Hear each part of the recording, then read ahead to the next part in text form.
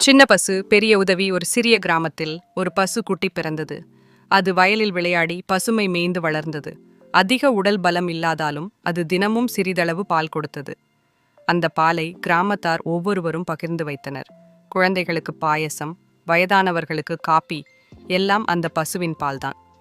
காலம் சென்றதும் ஊரில் ஒரு பெரிய திருவிழா வந்தது.